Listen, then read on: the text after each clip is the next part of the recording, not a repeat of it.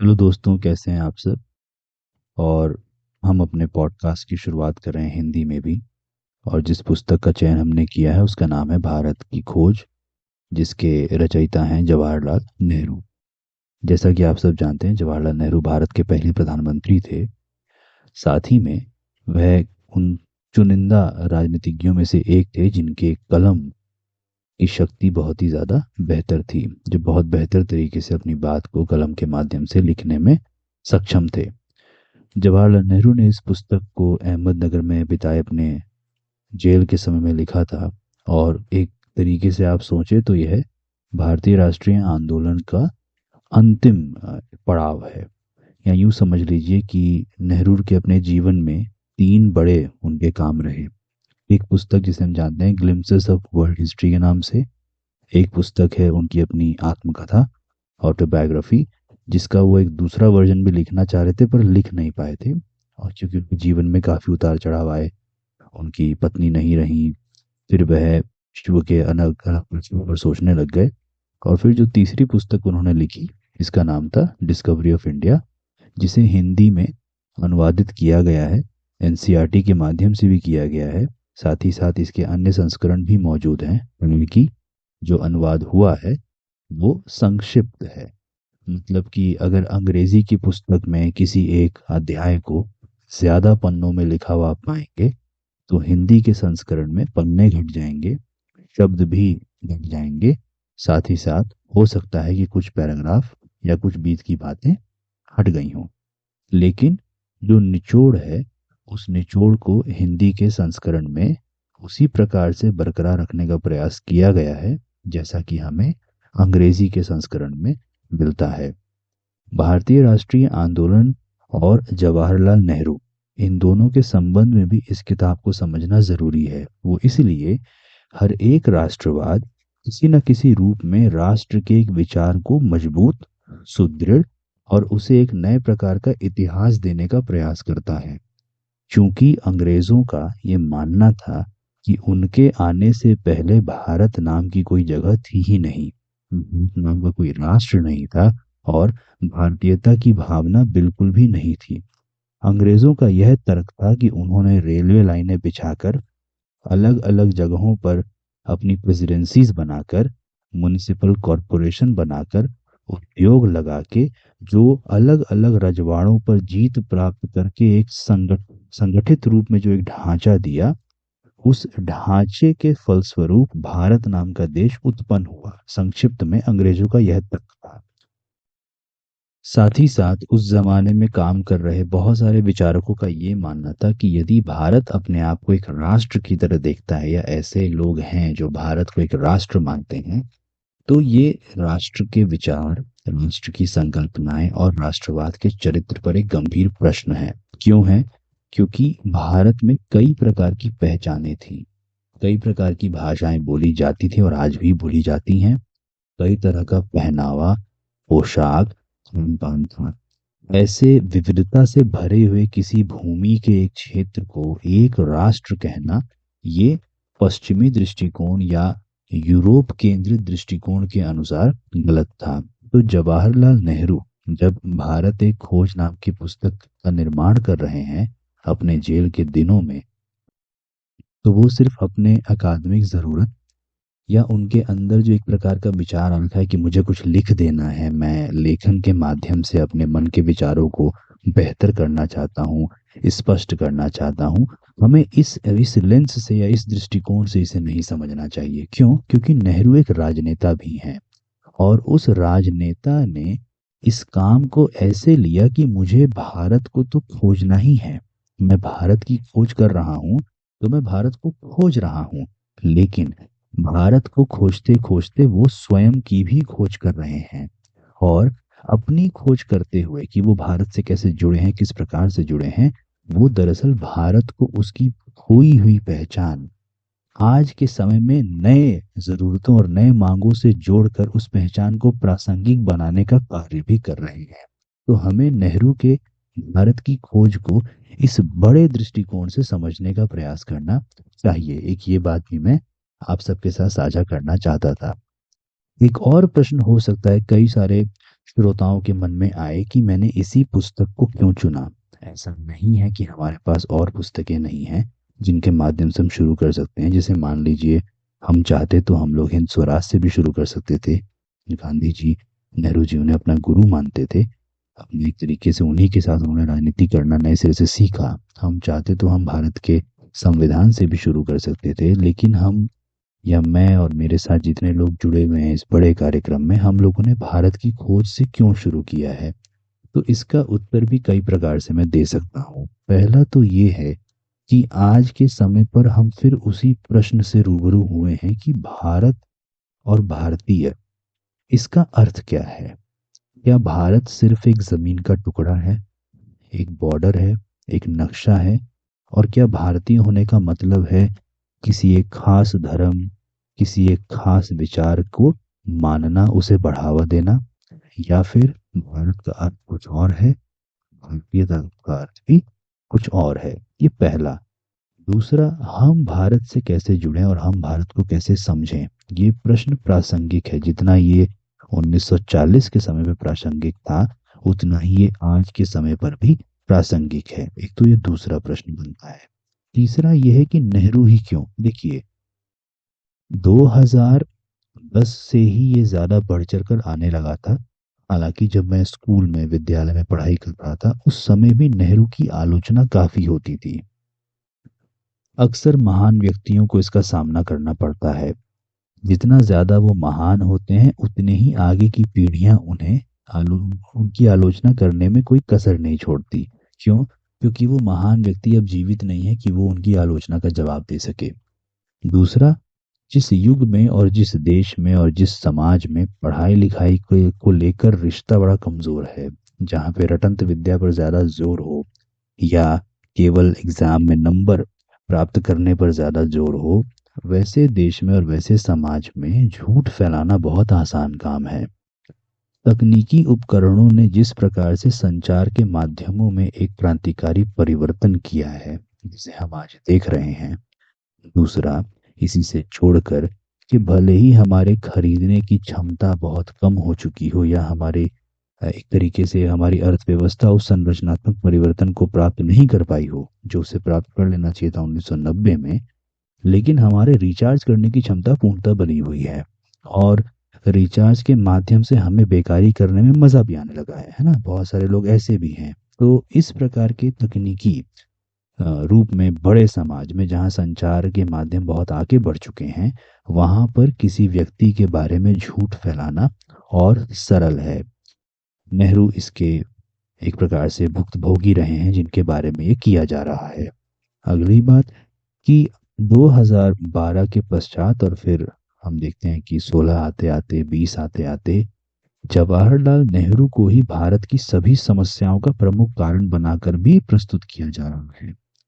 तो एक ये भी प्रश्न उठता है कि क्या वाकई वो प्रमुख कारण है आज के भारत की स्थिति खराब होने में?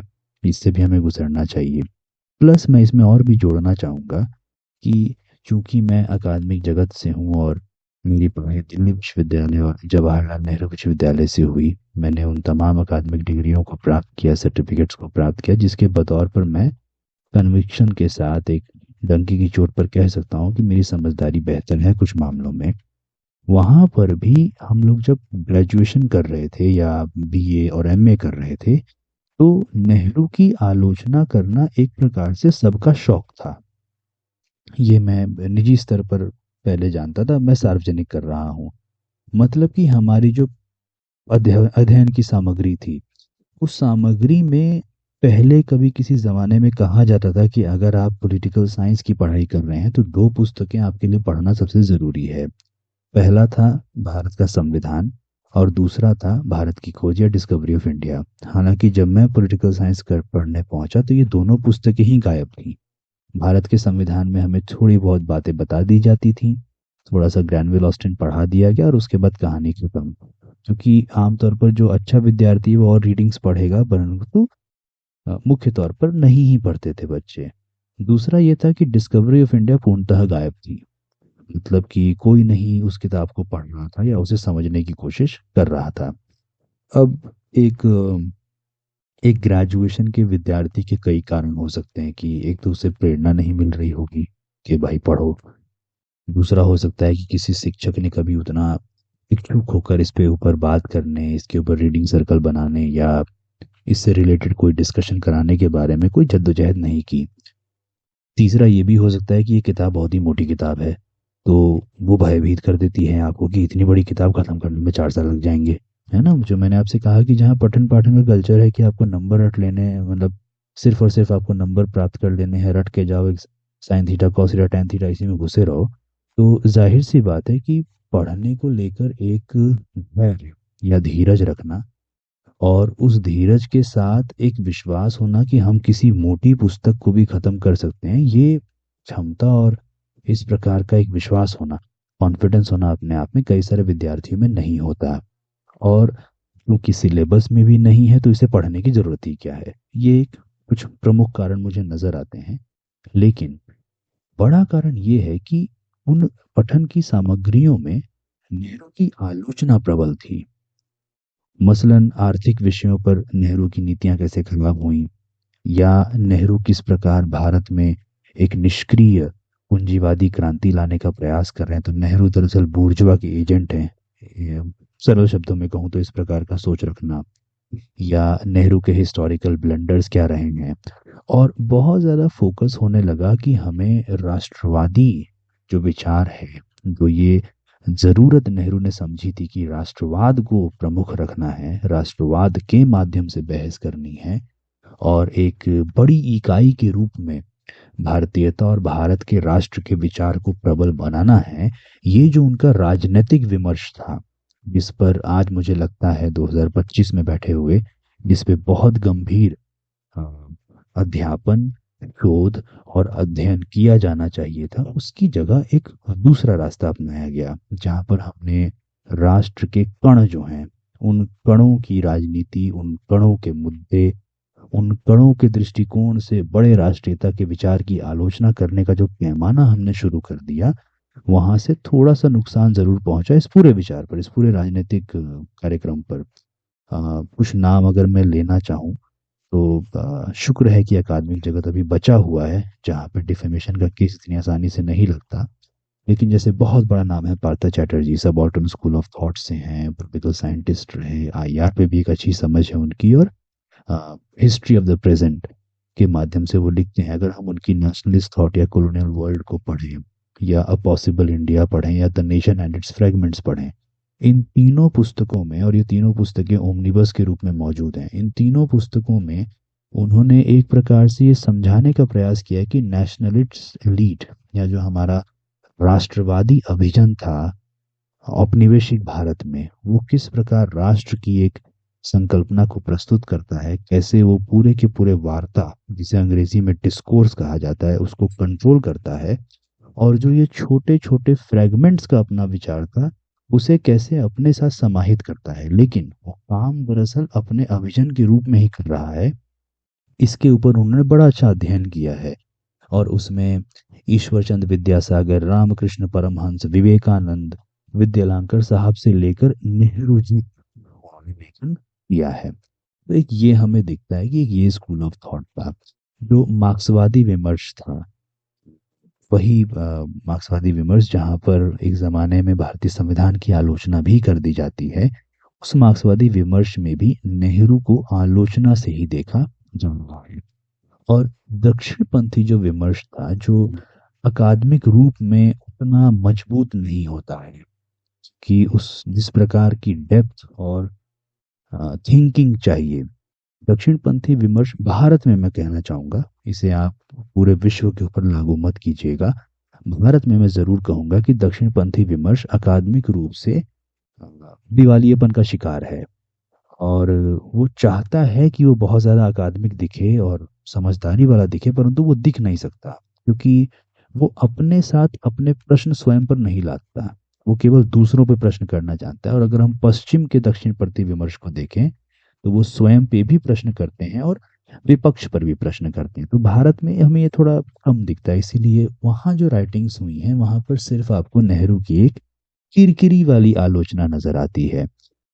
लेकिन ये वही दौर है जब इतनी ज़्यादा आलोचनाएं होती हैं और इन आलोचनाओं के बाद अचानक से हमें दिखता है कि लोग नेहरू की तारीफ करने लगते हैं।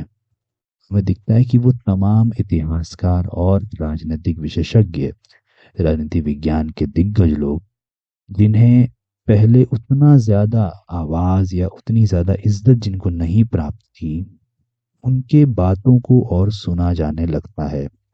हमें दिखता है कि आदित्य मुखर्जी जैसे इतिहासकार आते हैं और नेहरू पर जो लगातार काम करते रहे हैं उनके काम को वरीयता प्रदान की जाने लगती है।